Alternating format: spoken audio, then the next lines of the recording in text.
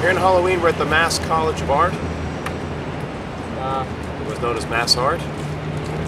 I've just got to pan around so you can see where we are. We're in Evans Way here by Boston and Northeastern. It's Halloween. Fenway's over here. Route 9. Give you a little spin. There's the college.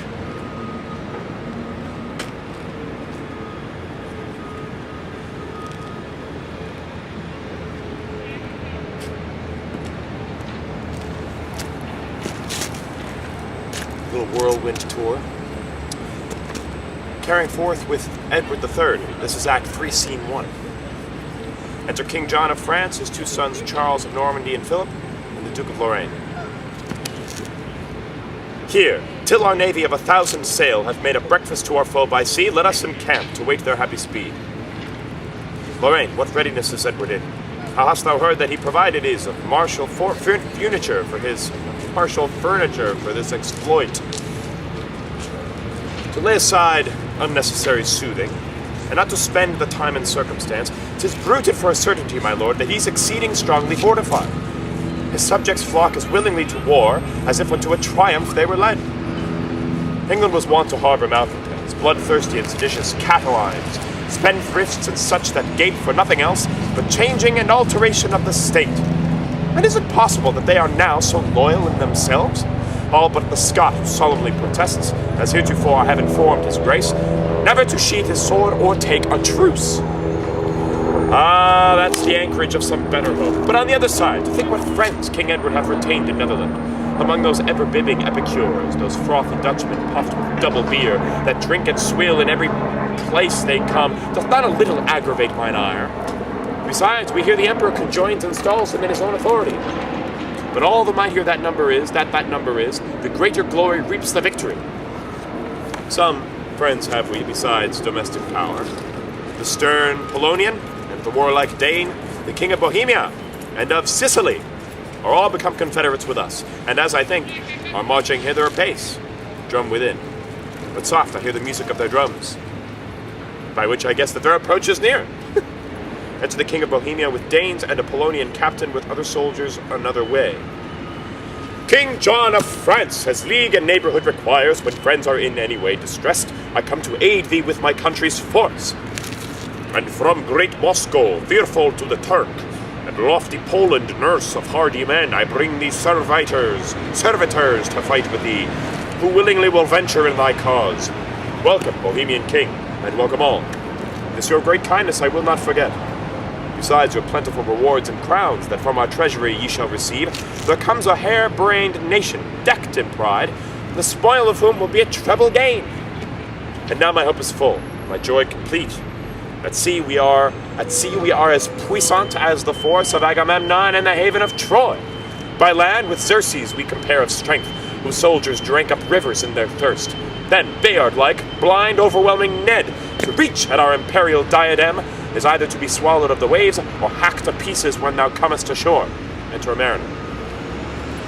Near to the coast I have descried, my lord, as I was busy in my watchful charge, the proud armado of King Edward's ships, which at the first far off when I did ken, seemed as it were a grove of withered pines, but drawing near the glorious bright aspect, the streaming in ensigns wrought of coloured silk, like to a meadow full of sundry flowers, adorns the naked bosom of the earth.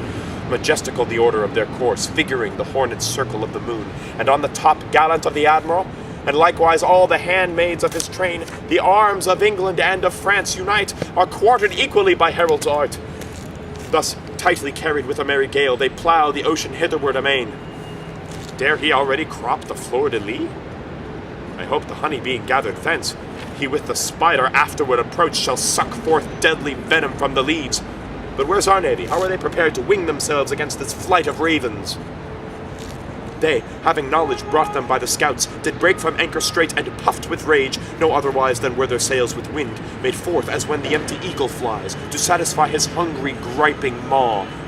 This for thy news. Returned unto thy bark, and if thou scape the bloody stroke of war, and do survive the conflict, come again, and let us hear the manner of the fight. Mean space, my lords, 'tis best we were dispersed to several places, lest they chance to land. First you, my lord, with your Bohemian troops, shall pitch your battles on the lower hand. My eldest son, the Duke of Normandy, together with his aid of Muscovites, shall climb the higher ground another way. Here in the middle coast betwixt you both, Philip, my youngest boy, and I will lodge. So, lords, be gone, and look unto your charge. You stand for France, an empire fair and large. Exit all but King John and Philip. Now tell me, Philip, which is thy conceit touching the challenge that the English make? I say, my lord, claim Edward what he can, and bring he ne'er so plain a pedigree, 'tis you are in possession of the crown, and that's the surest point of all the law. But were it not, yet ere he should prevail, I'll make a conduit of my dearest blood, or chase those straggling upstarts home again. Well said, young Philip! Call for bread and wine, that we may cheer our stomachs with repast, to look our foes more sternly in the face. The battle a heard far off. Now is begun the heavy day at sea. Fight, Frenchmen, fight! Be like the field of bears when they defend their younglings in their caves. Steer, angry Nemesis, thou happy helm, that with the sulphur battles of your rage the English fleet may be dispersed and sunk. Shot. Oh, father, how this echoing cannon shot like sweet harmony disgests my cates. Now, boy, thou hearest what thundering terror it is to buckle for a kingdom's sovereignty, the earth with giddy trembling when it shakes, or when the exhalations of the air breaks in extremity of lightning flash, affrights not more than kings when they dispose to show the rancor of their high swollen hearts. Retreat. Retreat is sounded, one side hath the worse. Oh, if it be the French, sweet fortune turn, and in thy turning change the forward winds, that with advantage of a favouring sky our men may vanquish and the other fly. Unto the mariner, oh, my heart misgives, say mirror of pale death, to whom belongs the honour of this day. Relate, I pray thee, if thy breath will serve, the sad discourse of this discomfiture. I will, my lord. My gracious sovereign, France hath ta'en the foil, and boasting Edward triumphs with success. These iron-hearted navies, when last I was reported to your grace, both full of angry spleen, of hope and fear, hasting to meet each other in the face, at last conjoined, and by their admiral, our admiral, encountered many shot. By this, the other that beheld these twain gives earnest penny of a further rack. Like fiery dragons took their haughty flight, and likewise meeting from their smoky wombs sent many grim ambassadors of death.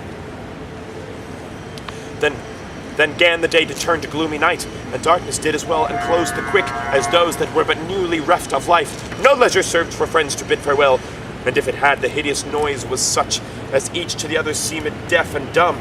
Purple the sea, whose channel filled as fast with steaming gore that from the maimed fell, as did the gushing moisture break into the crannied cleftures of the through-shot planks. Here flew a head dissevered from the trunk. There mangled arms and legs were tossed aloft as when a whirlwind takes the summer dust and scatters it in the middle of the air.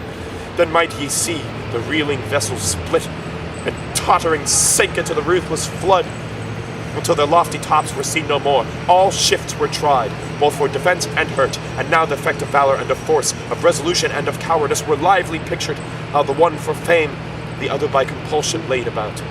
Much did the Nonpareil, that brave ship, so did the Black Snake of Boulogne, that which a bonnier vessel never yet spread sail, but all in vain, both sun and the wind and the tide revolted all unto our foemen's side, that we perforce were fain to give them way.